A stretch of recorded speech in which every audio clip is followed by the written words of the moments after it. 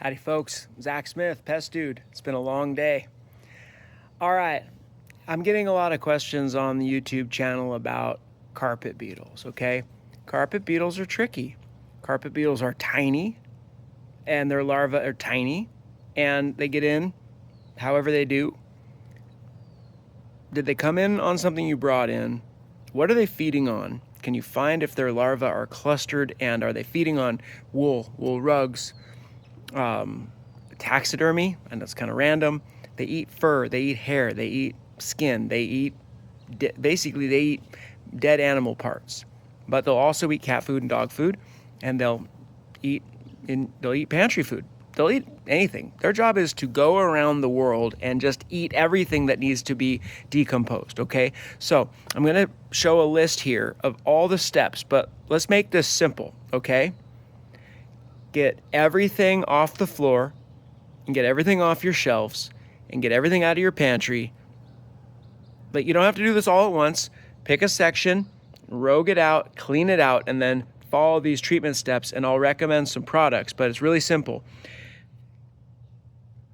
Safely use Alpine flea and bedbug spray, aerosol, Cimexa Dust, and sticky insect monitor traps. Vacuum. HEPA vacuum. You don't want to breathe the dander, the shed skins, the furry fuzzy, the larvae are fuzzy, and you don't want to breathe all that. People have allergic reactions to carpet beetles. So when you vacuum, use a HEPA filter on your vacuum. If you don't have that, get help. If you have a bad carpet beetle problem, just get help. If you want to try this, HEPA filter on your vacuum, wear your gloves, wear your goggles. Do not go off the label on the Alpine PT. That product, stick to the label. If you can't read the label on the can because it's teeny, go to the website. Just go to the internet and type in the product, Alpine PT bed bug and flea spray, label. Type in label or specimen label, and then read that in a bigger font. Follow the instructions for the safe use, where you're allowed to use it, how you're allowed to use it, and apply it only at the label rate. You're going to be using this in your home. Don't go cowboy or cowgirl or cow person on me. Just stick to the label. This stuff's designed to work. Labels aren't some sort of they don't want us to have fun, so they restrict it. No, this is the science, right? A little goes a long way. Vacuum up, repeat the process. When you get through one quadrant of your home, you can put your stuff back if it's not contaminated with larvae, if it's not getting chewed on. If something's getting chewed on, you're gonna have to discard it or have it laundered or steamed. Again, if you're going to be steaming and doing laundry of rugs and other, cumbersome things, it might be time to call a professional. All right, let's go through the process of what to do, and then I'll put a link in the description for the Alpine. There's many Alpine products. This one is the Alpine PT bedbug and flea spray. It's got the IGR in it. That insect growth regulator will help, okay?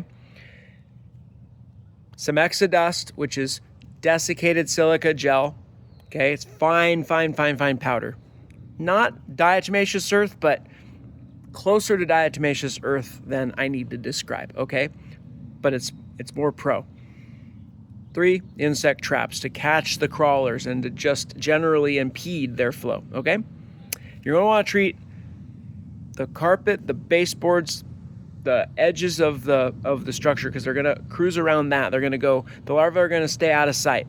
Think about the biology and behavior. Larvae under the couch, under the sofa, under the ottoman, under the nightstand, the bedside table, all that. They're going to go under that, okay? So that's why you want to get all that out of the way and then treat it.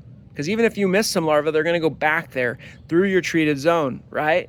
The residual insecticide.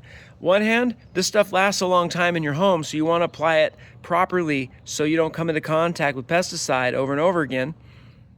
On the other hand, the beauty of it is that it lasts, so the bugs that come back that you miss will walk through it again and again and die, okay? All right, I think I got enough for you to do this safely and or decide to call a pro. And hey, if you call a professional pest control operator, ask them for a guarantee. Tell them, I don't want any carpet beetles when you're done. And if they say can't be done, call and keep calling. Get somebody who says, I win at carpet beetle work. Yeah, you may be reinfesting your own home with something. That's the detective work. That's the fun part. We've got to figure out how they got in. If you're bringing them in from somewhere, if you're collecting secondhand things and bringing them in, or you went to an estate sale or whatever and you brought stuff in, perhaps you brought in the carpet beetles. If you do that repeatedly, you will reinfest your own home. Okay, so I think I said that was enough. That's enough. Let's go to the instructions here and then comment below if you have any questions. Pest Dude out. Push pause as you go through these steps.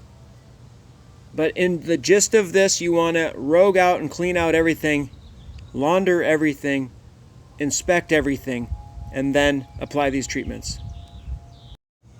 Alpine, PT, Cimexa Dust, and catch traps, insect monitor traps. This will help you go a long way after you've cleaned and rogued to get your place carpet beetle free, and you'll be very well equipped to handle any resurgence.